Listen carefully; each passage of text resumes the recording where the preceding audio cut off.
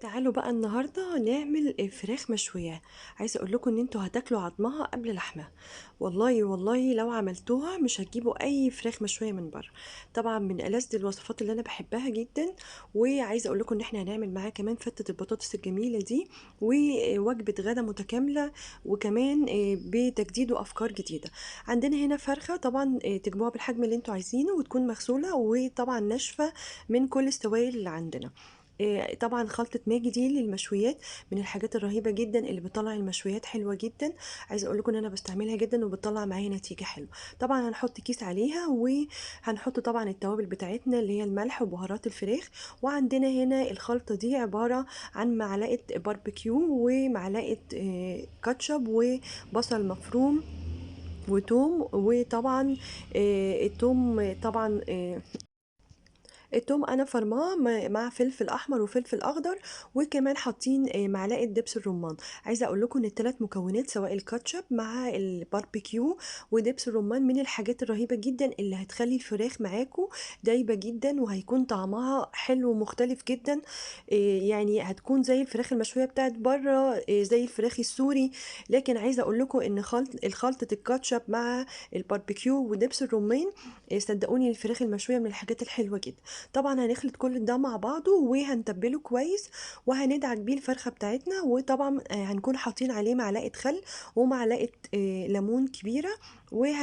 هنتبّل بيه الفرخة بتاعتنا كويس جدًا وهننقعها فيه. طبعًا أنا نقعتها فيه. طبعًا لو عايزين طعمها كمان يكون أحلى يُفضّل إن أنتم تعملوها من بالليل للصبح.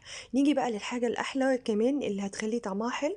وأنا باكون مقطّعة عندي الخضار ده وباحطه تحت الجلد بتاع الفرخة بتاعتي. طبعًا أنا حطيته وهاسيبه كمان ساعة في التلاجة لحد ما أجهزها. طبعًا كل ما سبتوها كل ما كانت أحسن. هنعمل هنا فتة البطاطس بتاعتنا وعايزة أقول لكم إنها من الحاجات الحلوة جدًا وممكن تبقى وجبة متكاملة. وأنا سايبة لكم كل المقادير بتاعتها في صندوق الوصف، ما تنسوش. عندنا هنا بطاطس طبعًا أنا مقطعاها مكعبات والخس بتاعنا غاسلينه وده الموسم بتاعه. وعلى النار هنا أنا كنت مقطعة طماطم وحاطة معاها توم وفلفل مفروم. وطبعًا هنشوّح ده كلّه في معلقة زيت كبيرة. وطبعًا هنحط معجون طماطم لو عايزين تزوّدوا كمان، لكن أنا اكتفيت بالطماطم دي. وهنحط عصير ليمونة كبيرة. وبعد كده هنحط رشة البقدونس دي.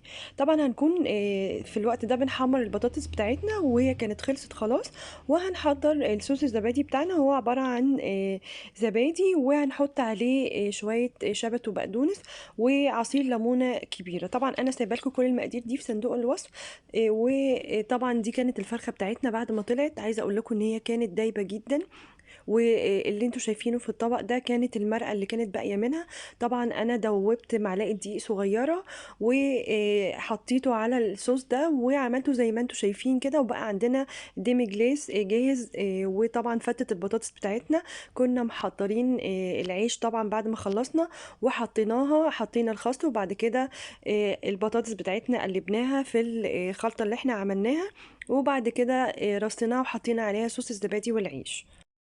طبعًا الفراخ المشوية بتاعتنا وأنا باحب أفرد عيش. كان عندي عيش من اللي هو البتاوي الطويل ده وحطيت عليها الفرخة. وعايزة أقول لكم إن الفراخ دي بتتاكل بعيش.